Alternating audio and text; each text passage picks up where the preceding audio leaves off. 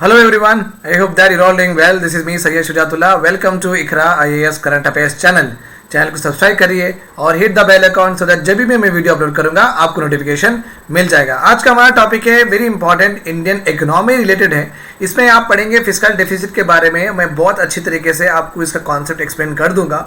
Fiscal deficit के साथ fiscal consolidation, ये दो भी जो टर्मिनोलॉजीज है ना, ये हैंड बाई हैंड चलते हैं। तो क्यों फिस्कल डेफिसिट बैड है, हम इसके बारे में पढ़ेंगे।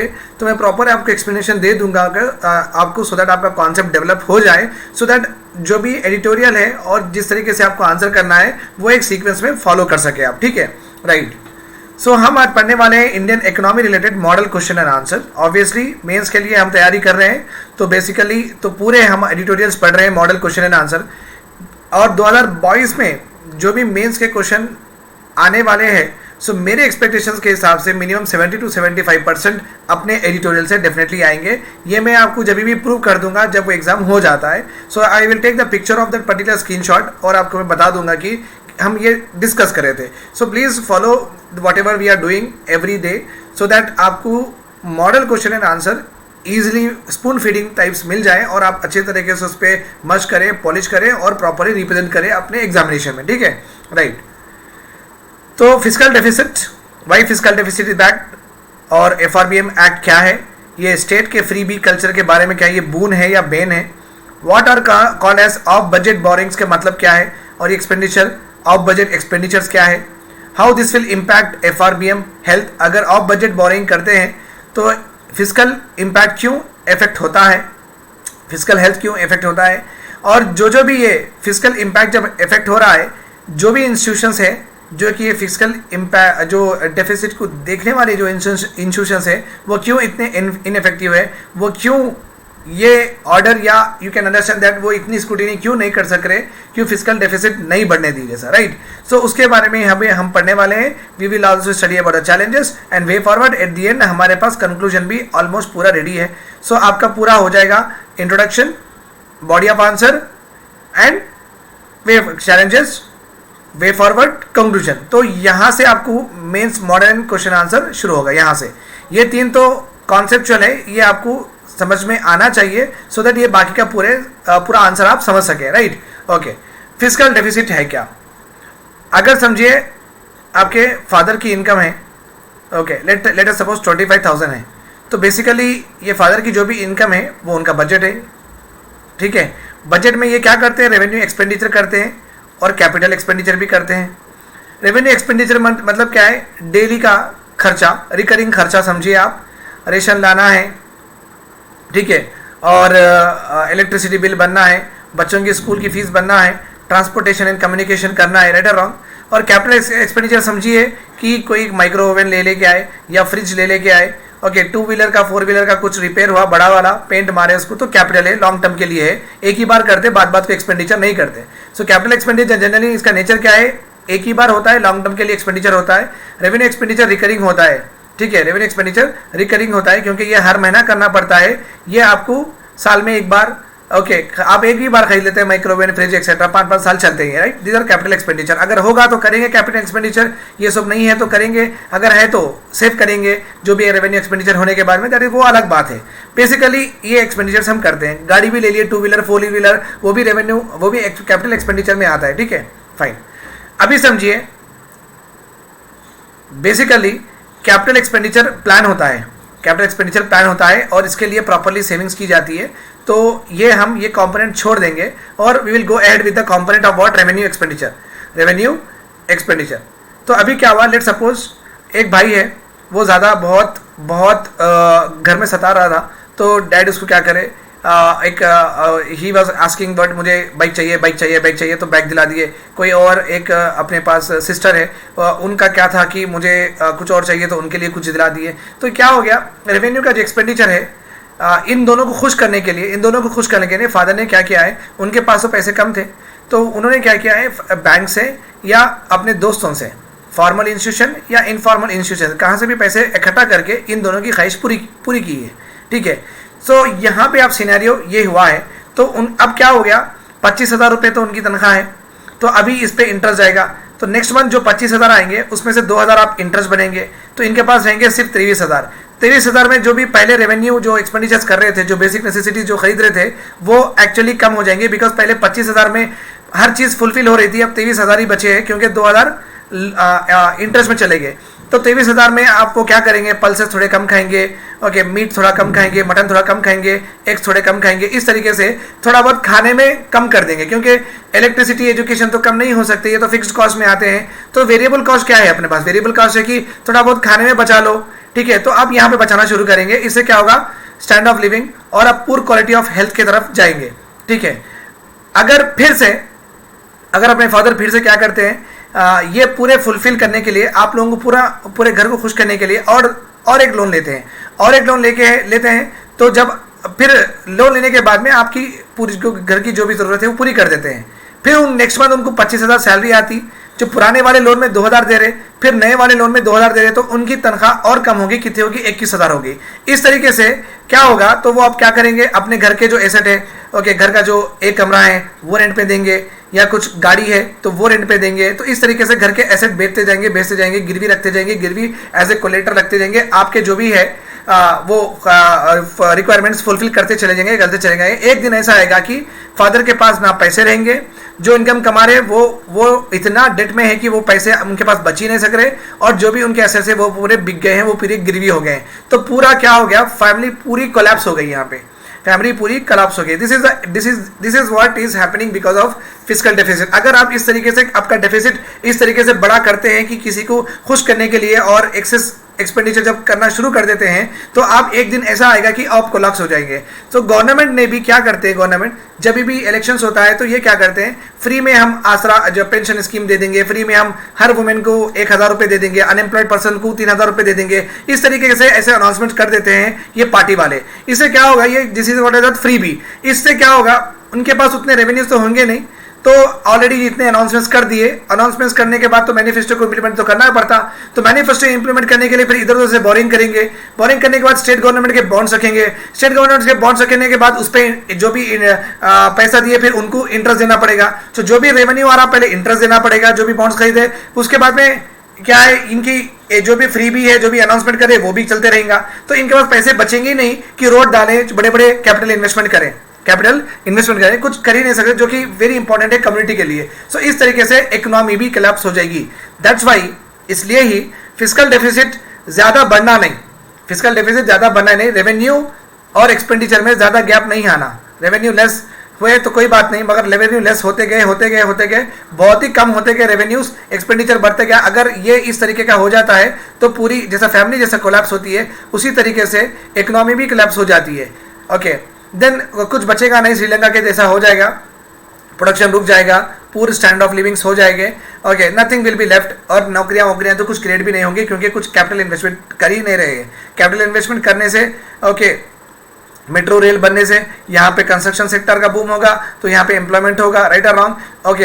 अगर पैसे बचेंगे तो फिर इंडस्ट्रीज एस्टेब्लिश करने के लिए वहाँ पे थोड़े बहुत सब्सिडीज देंगे, तो वहाँ पे ट्रांसफर होगा सब्सिडी, तो पैसे यहाँ पे फ्रीबीज में से ले उठा के इनको देंगे, तो ये इंडस्ट्रीज एस्टेब्लिश करेंगे तो एम्प्लॉयमेंट भी क्रिएट होगा। तो ये सब कर सकते हैं, बट अगर एक्सपेंडिचर इतना ज्यादा हो गया, रेवेन्यू बहुत कम होने की वजह से क्या होता, पूरा इकोनॉमिक कोलैप्स हो जाता। इसी कोलैप्स से बचाने के लिए 2003 में गवर्नमेंट ऑफ इंडिया ने एक एक्ट लेके आया, that is called as fiscal responsibility budgetary management act, FRBM act बोलते हैं हम इसको। ये FRBM एक्ट के तहत RBI फिक्स करती है कि कौन सा फिस्कल डेफिसिट कितना होना चाहिए। Fiscal deficit 2.5%, 2.3% of GDP etcetera. तो ये गवर्नमेंट RBI तय करती है और बोलती है कि आप ये लिमिट के अंदर रहिए। फिस्कल डेफिसिट आप इतने % से ज़्यादा नहीं बढ़ना, अगर इससे कम रहते हैं तो वो बेहतर है, आपकी इकोनॉमी हेल्थ है। सो वो वही डिसाइड करते हैं। So that is all FRBM क्या बारे में वही है। इसके जो भी प्रॉपरली डिटेल से आप एक्ट में देख सकते हैं। क्या एक्चुअल परसेंटेजेस है, स्टेट में क्या है और सेंट्रल में क्या है, आप देख सकते हैं। उतना डिटेल में नहीं जाऊँगा मैं, बट आपको इतना तो पता चल गया है कि फिस्कल डेफिसिट को कंट्रोल करने के लिए FRBM एक्ट है, वहाँ पे एक परसेंटेजेस देते हैं, वो परसेंटेजेस के हिसाब से अपने को फिस्कल डेफिसिट मेंटेन करना है। उससे ज़्यादा हुआ तो इकोनॉमी ख़राब हो रही है, अगर उसके लिमिट में है तो इकोनॉमी अच्छी है, बेहतर है, कोई प्रॉब्लम नहीं है, सही।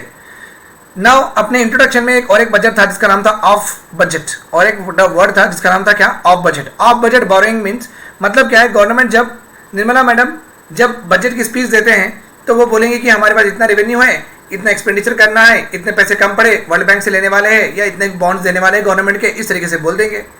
ओके, बट बजट में बोलने के बाद ओके ऐसा भी देखा जा रहा है सेंट्रल और स्टेट गवर्नमेंट से कि बजट में तो ये मेंशन नहीं कर रहे हैं, बट बजट होने के बाद में यहाँ वहाँ से बॉन्ड्स इशू करके, फिर पैसा रेज कर रहे हैं, ये पैसा ये फ्रीबीज देने में लगा दे रहे हैं, एक फ्री की चीज़ें देने में लगा दे रहे हैं। तो ये क्या हो गया, ऑफ बजट। बजट में ये इसका मेंशन नहीं किया गया था, ये बजट के बाहर जो भी डेप्थ, जो भी बोरोइंग्स कर रहे हैं वो ऑफ बजट कहलाते हैं, बजट के बाहर जो बजट में बात नहीं की गई थी। तो ऑफ बजट बोरोइंग्स बहुत हो रहे हैं कि अपने स्टेट और सेंटर से, ठीक है, राइट। और ऑफ बजट रहो, ऑन बजट रहो, डेट तो डेट होता, पैसे तो वापस देना है, बॉन्ड्स आप लिए तो जिसके पैसे उसको वापस देना ही है, तो इनका डेट बढ़ते जा रहा, खर्चे बढ़ते जा रहे, फिर जो भी रेवेन्यू आएगा तो फिर उनको इंटरेस्ट देना भी बढ़ते जाएगा। तो जब इंटरेस्ट पैसा जो भी आ रहा, ज़्यादा से ज़्यादा पैसा इंटरेस्ट में चले जा रहा, तो आपके पास खाने के लिए क्या बचेंगे, बहुत ही कम बच जाएंगे, ठीक है। तो ये पूरी इकोनॉमी को इम्पैक्ट करता है। तो एक्सपर्ट्स ये भी कह रहे हैं अगर फिजिकल डेफिसिट को कंट्रोल नहीं करते हैं, बहुत सारे स्टेट कहाँ चल जाएंगे, बहुत सारे स्टेट श्रीलंका के तरह कोलैप्स होने के चांसेस है, like that they are saying, right. I guess that this concept is completely clear to you. Now we will go with the model question and answer में हम जाएंगे, ठीक है, राइट। आप लिख सकते हैं, क्वेश्चन ऐसा स्टार्ट कर सकते हैं, कोई बुरी बात नहीं है। During election campaigns various political parties generally announce what, freebies means free में देना, ओके, आइदर इन कैश में देंगे बोलेंगे या काइंड में देंगे बोलेंगे, किसी तरीके से फ्री में कुछ ना कुछ देने के लिए अनाउंसमेंट कर देते हैं, okay, if they are voted to power. तो समझिए कि ये वोट बैंक पॉलिटिक्स में फ्रीबीज बहुत ज़्यादा इंपॉर्टेंट काम में आते हैं। वोट बैंक, एससी के लिए कुछ अनाउंस कर दो, एसटी के लिए कुछ अनाउंस कर दो, अनएम्प्लॉयमेंट के लिए कुछ अनाउंस कर दो, विडो के लिए कुछ अनाउंस कर दो। तो ये जो कम्युनिटीज़ है, ओके, ये जो कास्ट है, ये जो ग्रुप्स है, इनको वो करने के लिए जनरली गवर्नमेंट फ्रीबीज इनके लिए ऐसा अनाउंस कर देती है, सो दैट ये लोग उनको ही वोट डालें। ओके, तो ये बेसिकली फ्रीबीज का ऐसा एजेंडा है कि ये इलेक्शन के टाइम पे बहुत एक्टिव हो जाते हैं फ्रीबीज, और इलेक्शन के बाद मर जाते हैं, फिर वो मिले नहीं मिले इसकी बात होती नहीं है। बट बेसिकली क्या होता है, फ्रीबीज इलेक्शन के टाइम पे बहुत एक्टिव हो जाते हैं और एक एक कम्युनिटी, एक एक ग्रुप के लिए अनाउंस किए जाते हैं, सो दैट वो उनके लिए वोट करे, ठीक है, right, fine. Electoral promises of this kind raise several question regarding sustainability of borrowing. अगर इस तरीके से आप फ्रीबीज देते जाएंगे तो आप किस तरीके से सस्टेन करेंगे, रेवेन्यू और एक्सपेंडिचर का गैप बढ़ते जाएगा, ये नहीं बढ़ने के लिए आप क्या करेंगे, ये तो होगा नहीं। तो ये किस तरीके से आप रेवेन्यू और एक्सपेंडिचर का गैप कम रखेंगे, एक लिमिट में रखेंगे, अगर इस तरीके से आप फ्रीबीज अनाउंस कर सकते हैं, what is the strategy that you can maintain, you can sustain your borrowings and spending, ठीक है। आम आदमी पार्टी देखिए पंजाब इलेक्शन में इन्होंने कहा कि 1000 रुपये देंगे to every women in the state, okay, ऐसे इसको बोलते हैं फ्रीबीज। और लोन वेवर्स का मतलब फार्मर जो भी लोन लिए वो लोन पूरे माफ। तो फार्मिंग कम्युनिटी तो 50% है हर स्टेट में, ठीक है, इंडिया में 50% है, ऑब्वियसली बहुत सारे स्टेट में 50% ही है। एग्रीकल्चर डिपेंडेंट कंट्री है अपनी, एग्रीकल्चर डिपेंडेंट स्टेट्स भी है, एग्री इकोनॉमी भी कही जाती है, सो बहुत सारे लोग एग्रीकल्चर पे डिपेंडेंट है। अगर एग्रीकल्चर पे अगर ये माफ कर देते हैं लोन्स, तो ऑब्वियसली वो पूरी कम्युनिटी उनको वोट करेगी। 50% जब वोट करते हैं फार्मर्स आपके लिए, तो ऑब्वियसली आप इजीली जीत जाएंगे। Okay, so loan waivers, okay, electricity free कर देंगे, वाटर फ्री कर देंगे, विडो वुमेन को फ्री दे देंगे, डिसेबल को 3000 रुपये दे देंगे, अनएम्प्लॉयमेंट को 3000 दे। तो ये क्या है, पूरे फ्री भी से, ठीक है, कोई बात नहीं, आप दे सकते हैं, that's not a problem, but can you make sure that it will not collapse. तो ये तो आप एश्योर करना जरूरी है ना, कि जब भी अभी जो अपन कॉन्सेप्ट पढ़े कि कोलैप्स हो जाएंगे, वो कोलैप्स नहीं होने के लिए आप कुछ मेजर्स लिए नहीं लिए, दिस इज इंपॉर्टेंट, ठीक है। Concept of freebie is now growing in our country, ये फ्रीबी कल्चर बहुत ही चल रहा है अपने कंट्री में। Okay, government should use borrowed money to invest. जो भी गवर्नमेंट पैसा एक्चुअली लेती है वो पैसों से गवर्नमेंट फिजिकल एसेट्स क्रिएट करना चाहिए, okay, water supply, internet, okay, and जो national optical fibre network, Bharat net, इस तरीके से IT infrastructure, okay, sales zones, affordable housing. So जो भी पैसा गवर्नमेंट बोरो करती है तो वो इस तरीके से कैपिटल एसेट्स में फिजिकल और सोशल इंफ्रास्ट्रक्चर डेवलप करने में लगाना अच्छी बात है। उससे क्या होगा, ग्रोथ ऑटोमेटिकली होगी और नौकरियां भी मिलेंगी, और गवर्नमेंट के पास पैसा भी ज़्यादा आ गया और easily can pay off the debts, जो भी डेट्स पूरे खर्चे लिए थे वो पे भी कर सकेंगे। बट गवर्नमेंट क्या कर रही है, okay, they are following what populistic giveaways means, जो पॉपुलिस्टिक का मतलब है जो पॉपुलेशन को वू करने वाले, जो पॉपुलेशन को सेड्यूस करने वाले, जो पॉपुलेशन को खुश करने वाले। सो गवर्नमेंट क्या करे, इस तरीके के स्टेप्स लेना शुरू कर दिए। Okay, and without generating any additional revenue. पैसे तो एडिशनल आ रहे नहीं रहे, बट यहाँ पे फ्री देना बहुत गवर्नमेंट शुरू कर दी है, which is leading to what, excessive debt burden. Debt burden उनके ऊपर बढ़ते जा रहा है और एक दिन आएगा कि वो रोएंगे, like that it is written in the article.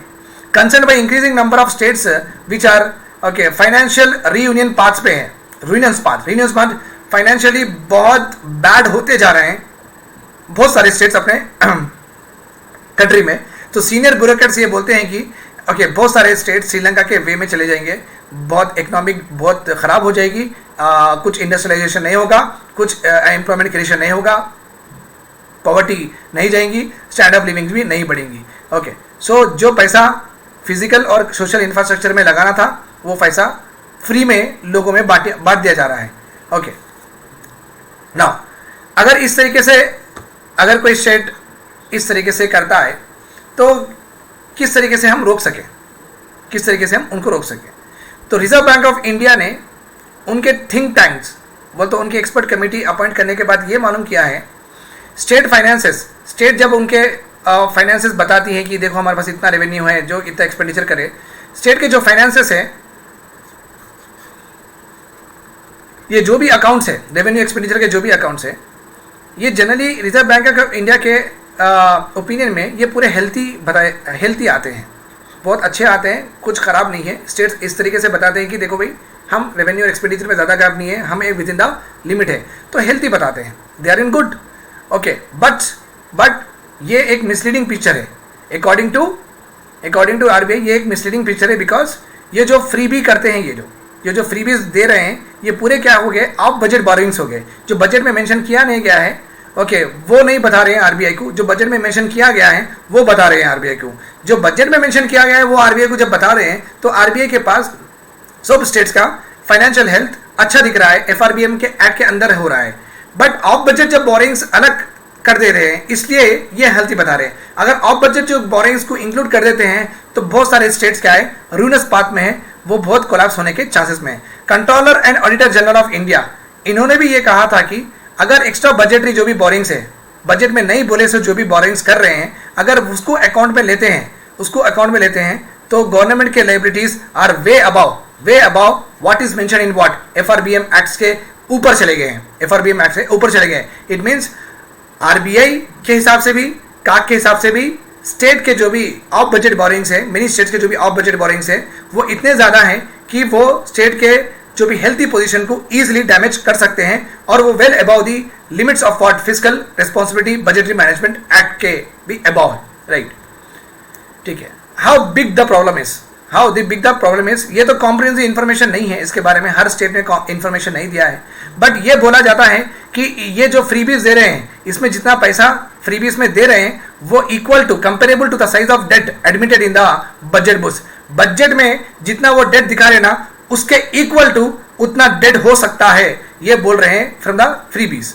The obvious motivation, क्यों ये फ्रीबीज देते जा रहे हैं, इसलिए देते जा रहे हैं, ओके, इसलिए देते जा रहे हैं क्योंकि हमारे जो कॉग है वो ऑडिटर है, okay, he will audit after expenditure, इनका पोस्टमार्टम का काम है, जो पूरा खर्चा पूरा होने के बाद में, साल के बाद में इनो करते हैं उसकी ऑडिटिंग, ओके। बट इनो अपने नाम के कंट्रोलर है, बट ही जैसे नेम से कंट्रोलर, बट काम करते हैं ओनली ऑडिटर का। यूएस में कैसा होता है, कॉग मीन्स दो भी परफॉर्म करते हैं वो ड्यूटीज, कंट्रोलर एंड ऑडिटर। मतलब अगर एक रुपया भी अगर गवर्नमेंट से निकालना है तो कंट्रोलर की साइन होना चाहिए वो चेक पे। अपने कंट्री में ऐसा नहीं है, अपने कंट्री में कॉग खाली ऑडिटिंग का काम करते हैं, मीन्स कितना पैसा आया, कितना गया, कितना वेस्टेज हुआ, एक्सेट्रा एक्सेट्रा। कंट्रोलर का काम करते हैं एग्जीक्यूटिव्स, कोई की मिनिस्ट्री वाले चेक साइन कर देंगे, ब्यूरोक्रेट से चेक साइन कर देंगे, वो इन कैश करा ले सकते हैं, गवर्नमेंट से पैसा निकाल ले सकते हैं। तो एक्सचेकर तो यहाँ पे कंट्रोलर के पास है ही नहीं पैसे, इसलिए स्टेट गवर्नमेंट को ईजी है ये फ्रीबीज देने के लिए और पैसा गवर्नमेंट की ट्रेजरी से निकालने के लिए। उनको एग्जीक्यूटिव्स को, जो भी पॉलिटिकल पार्टी है, उनको पैसे निकालने में बहुत आसानी भी है क्योंकि अपने कॉग ऑडिटर है, कंट्रोलर नहीं है, ओके। और ये मोटिवेशन भी क्यों हो रहा है, फ्रीबीज से वोट बैंक्स बढ़ रहे हैं, फ्रीबीज अगर देते हैं तो लोग वोट भी करते हैं, तो इस वजह से फ्रीबीज भी बढ़ रहे हैं, ओके। अगर ये पूरा पैसा ट्रांसफर होता है इंश्योरेंस पेंशन को देने के लिए। बहुत सारे वल्नरेबल सेक्शंस, जो पूर सेक्शंस ऑफ द सोसाइटी है, डिसेबल्ड है, जो फुटपाथ पे सोते हैं रहते हैं, उनके लिए बहुत अच्छा हो जाता है। ओके, बट वहां पे पैसा नहीं जा रहा है। The problem arises when transfer payments become the main plank of what discretionary expenditure. The spending is financed by the debt and डेब्ट is concealed to circumvent the FRBM act. Okay, यहाँ पे ये कह रहे हैं जब ट्रांसफर पेमेंट्स, आपको याद ही होगा जब आप बैलेंस ऑफ पेमेंट में पढ़ते हैं तो यहाँ पे एक होता है ट्रांसफर पेमेंट। नेशनल इनकम में जब पढ़ते हैं, not balance of payment, national income में जब पढ़ते हैं, इनकम मेथड से जब नेशनल इनकम कैलकुलेट करते हैं तो वहां पे आपको एक मिलेगा ट्रांसफर पेमेंट्स। जब गवर्नमेंट फ्री में पैसे देती है okay to the targeted beneficiaries, to the vulnerable section of society, किसी को भी गवर्नमेंट अगर पैसे फ्री में देती है वो पैसे को बोलते हैं ट्रांसफर पेमेंट्स, वो पैसे को बोलते हैं ट्रांसफर पेमेंट्स। सो ये जो भी फ्री भी है, जो भी ट्रांसफर पेमेंट जो स्टेट गवर्नमेंट्स कर रहे हैं, ये पूरे डिस्क्रिशनरी एक्सपेंडिचर्स है, मीन्स गवर्नमेंट उनके खुद से कर ले रही है। Okay, and these are all finance by debt. Government पैसा कहीं से बारो करके कर रही है या गवर्नमेंट अपने बॉन्ड देके बेच के पैसा रेस करके ये जो भी है ओके फ्रीबीज दे रही है। ये डेट को गवर्नमेंट कंसील भी कर रही है और बता भी नहीं रही है। तो इसलिए प्रॉब्लम बहुत कॉम्प्लेक्स हो जा रहा है, प्रॉब्लम बहुत अननोन और इनविजिबल भी हो जा रहा है। ठीक है, नहीं तो ये तो मैं आपको बोला कि अगर वो पैसे पूरे अच्छे से स्पेंड करते थे तो पावर रोड्स पे स्पेंड करते थे तो जनरेट जॉब्स और ग्रोथ भी हो सकता था। The truth of Chinese saying कि the very very good day, give a man a fish and you feed him for a day, teach a man to fish, you feed him for lifetime, is evident, self evident to everyone including politician. तो यहाँ पे क्या है, एक अगर हम किसी को एक फिश देंगे, किसी को हम एक फिश अपन फिशिंग करके किसी को एक फिश देंगे तो वो एक दिन खाएगा, बट अगर हम उसको सिखा देते हैं तो वो जिंदगी भर खाएगा। ठीक है, तो यहाँ पे यही बोल रहे हैं कि गवर्नमेंट ट्रांसफर पेमेंट्स करके फ्री में पैसा देते जब जा रही है तो ये टेम्पररी है, ये टेम्पररी है। ये जैसे कि हम एक फिश दिए, भाई आज आपकी भूख मिटा लो, इस तरीके का है ये।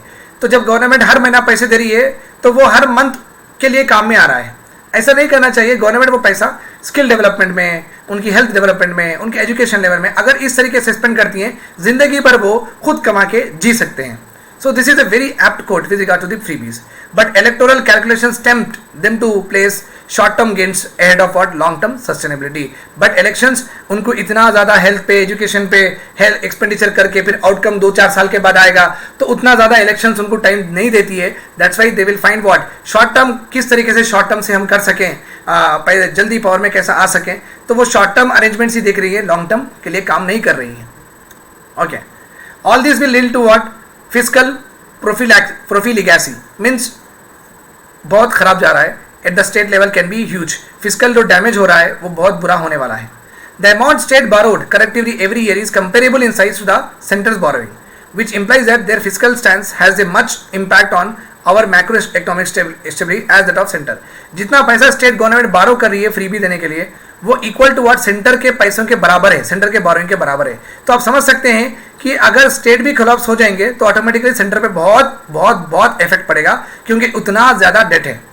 ओके, नाउ क्या हो गया, ये फिजिकल डेफिसिट जो बढ़ते जा रहा है इन द स्टेट्स, इसको रुकाने में क्या करें, इसको रुकाने में क्या है। अपोजिशन भी कुछ नहीं कर रही है, इसलिए कुछ नहीं कर रही है क्योंकि अगर अपोजिशन बोली कि SC ST को ये मत दो, वुमेन को वो मत दो, डिसेबल को वो मत दो, क्यों दे रहे हैं फ्री भी, अगर अपोजिशन इस तरीके से बोलती है लोग उनके अगेंस्ट हो जाएंगे। ठीक है, जैसे कि आम आदमी पार्टी जितने फ्री बीज देते हैं तो फिर लोग वहाँ पे खुश है दिल्ली में। अगर कोई अपोजिशन ये मत दो, उनको इलेक्ट्रिसिटी फ्री मत दो, अगर इस तरह के बोलता है तो कभी क्या वो पावर में आएंगे, नहीं आएंगे। तो अपोजिशन का मुंह वैसे ही बंद है क्योंकि वो ये चीज़ को क्रिटिसाइज नहीं कर सकते क्योंकि वो पावर में नहीं आएंगे। ठीक है, कॉक का ऑडिट के बारे में बोला कि जस्ट ऑडिटर है, कंट्रोलर नहीं है। ओके, बट कॉक ये कर सकता है कि वो बोल सकते हैं कि ट्रांसपेरेंसी और अकाउंटेबिलिटी में थोड़े बहुत मेजर्स लेके आ सकते हैं सो दैट स्टेट के फाइनेंस को वो प्रॉपरली देख सके।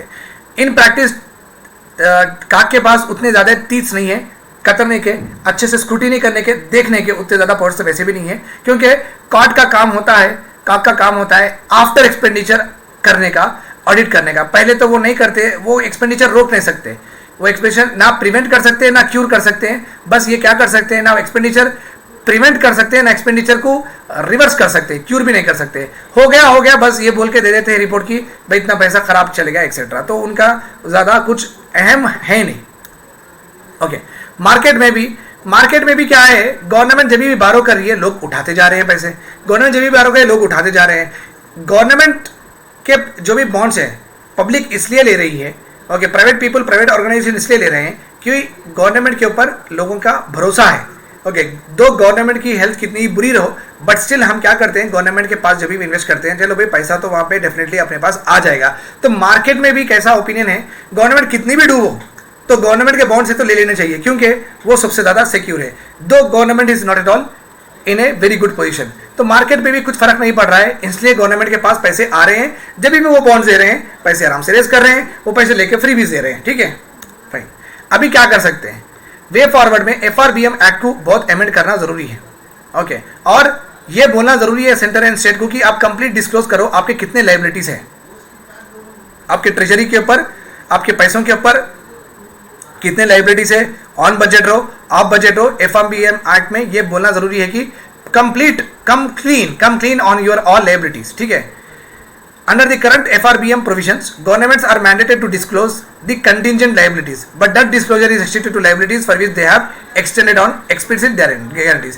कभी भी कुछ अनफोर्सिन सिचुएशन आ जाता है, ओके, तो गवर्नमेंट पैसे रेज करके, ओके, पैसे रेज कर सकती है और वो कैटेगराइज करेंगे वो कंटिजेंट लाइबिलिटीज में। जब भी कंटिजेंट, वो तो इमरजेंसी में जब भी पैसा उठाते हैं उसको बोलते हैं कंटिजेंट लाइबिलिटी, मीन्स पहले उसको दे देना है। ओके, क्योंकि इमरजेंसी में उठाए ना, जिससे लिए उसको पहले दे देना है, तो कंटिजेंट लाइबिलिटी से लेना भी जल्दी है, देना भी जल्दी है। गवर्नमेंट इस तरीके के कंटिजेंट लाइबिलिटीज को एक्सप्लिसिट गारंटी करती है, ये गवर्नमेंट बताएं कि क्या है आपके कंटिजेंट लाइबिलिटीज, आप किस वजह से पैसे उठा रहे हैं। The provision should be expended to cover all liabilities, हर लाइबिलिटीज जो भी है, ओके, वो बताना बहुत जरूरी है स्टेट एंड सेंटर को। इस तरीके का FRBM एक्ट में प्रोविजन और मॉडिफिकेशन आना बहुत जरूरी है। Sanction should be more accommodating. अभी क्या हो रहा है, गवर्नमेंट देखिए, स्टेट गवर्नमेंट अगर पैसे बारो करना चाहती है वर्ल्ड बैंक से, IMF से, कहाँ से भी, तो स्टेट गवर्नमेंट को लेना पड़ेगा permission from the central government. Central government हमेशा क्या करती है, हर्डल डालती है। ओके, तो स्टेट गवर्नमेंट जो कि नॉन रूलिंग पार्टी है, जो कि सेंटर में जब समझो BJP है तो हमारे पास TRS है, TRS वाले बोलेंगे कि सर मुझे इतने करोड़ चाहिए, सेंट्रल बोलेंगे नहीं हम नहीं दे सकते क्योंकि आपका फिजिकल डेफिसिट बहुत खराब है। तो ये जो दो पार्टी रहने की वजह से भी स्टेट पार्टीज को ट्रस्ट नहीं है सेंटर पे, इसलिए ये क्या कर रहे हैं, बोरोइंग्स भी ऑफ बजट बोरोइंग्स कर रहे हैं। अगर सेंटर उनको अलाउ करती थी वर्ल्ड बैंक और बड़े बड़े इंस्टीट्यूशन से बारो करने के लिए, एटलीस्ट खाता तो बराबर रहता था, इनको ही मालूम रहता था कितना पैसा ये उठाए।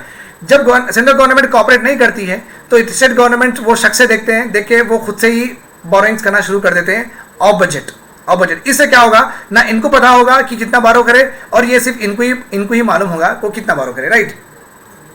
That's why centre should not create any hurdle, should not hesitate and should be more accommodating.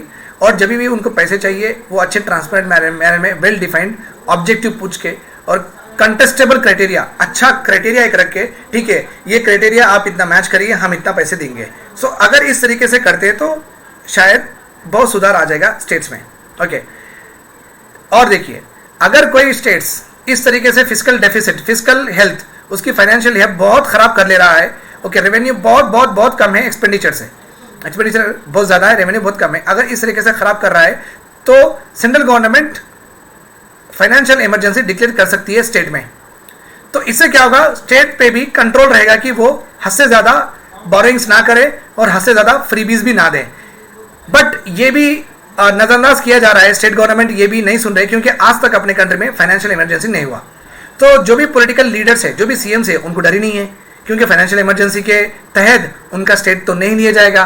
क्यों नहीं लिया जाएगा, कभी फाइनेंशियल इमरजेंसी हुई नहीं थी। Okay, so but central government financial emergency का यूज़ करना चाहिए और डराना चाहिए और समझाना चाहिए। देखिए अगर आप फिजिकल डेफिसिट कंटेन नहीं करेंगे आपकी इकोनॉमिक कोलैप्स हो जाएगी, हम वो बर्दाश्त नहीं करेंगे, तो आपको हम फाइनेंशियल इमरजेंसी लगा सकते हैं। ओके, सो फाइनेंशियल इमरजेंसी जो 360 आर्टिकल में सेंट्रल के पास पावर है, वो पावर को यूज़ करके स्टेट गवर्नमेंट को ये बोलना कि ऑर्डर करना कि आप आपके विद इन फिजिकल लिमिट्स में रहिए and stop grieving stop giving freebies and vote bank politics in order to ensure what democracy true रहो. तो अभी है हमारा conclusion. The centre itself has not been a beacon of virtue. अभी यहाँ पे प्रॉब्लम क्या है, सेंटर के बारे में हम इतना बोले, सेंटर खुद ही ऑफ बजट बोरिंग्स करती है, तो वो ही पानी में है. ओके, तो फिर अब किसी और को क्या बोलेंगे कि पानी के बाहर आप जाओ. तो सेंटर का भी इज नॉट ए, सेंटर एक ऐसा एग्जाम्पल नहीं है, सेंट्रल गवर्नमेंट ऐसा एग्जाम्पल नहीं है जिसको देख के प्राउड करे. क्योंकि अगर सेंट्रल किसी को इस तरह के नसीहत देती है तो स्टेट गवर्नमेंट वाले बोल ही देंगे, आपको देख लीजिए फर्स्ट, आपकी ही ऑफ बजट बोरिंग्स हमारे से ज़्यादा है. तो इसलिए सेंटर भी अपने आप को फिजिकल रिस्पॉन्सिबिलिटी मानना जरूरी है, और वो भी ट्रांसपेरेंट आए उनके बोरिंग्स में. ठीक है. It should complete the task to command the moral authority to enforce good fiscal behavior on part of the state. Centre ये लेना चाहिए कि वो डेफिनेटली फिजिकल बिहेवियर इंश्योर कर सके, गुड फिजिकल बिहेवियर इंश्योर कर सके among the states. There is a need for instituting more effective checks that can make way forward state fall in the line is compelling. और अच्छे initiative लेके आइए जिससे states अपने फिजिकल लिमिट्स में रहें. Right, this is all about today's lecture. आपको मैं इंट्रोडक्शन, बॉडी ऑफ कंटेंट और जो भी मैं लिखा एग्जैक्टली वैसे ही लिखना है. आपको प्रॉपरली पॉइंट्स अगर हैप्पीजेंट दिखेंगे, no need to worry about, answer ऐसे ही रहेगा, इसमें कुछ गलती नहीं है. एग्जैक्टली आप आप अपने पेपर में लिखिए. अगर बड़ा हो जा रहा तो आपको थोड़ा बहुत कंसाइज करिए. That is all about it. Right, okay, but answer तो परफेक्ट है. This all about it. Thanks a lot for interview. Have a nice day. Please share.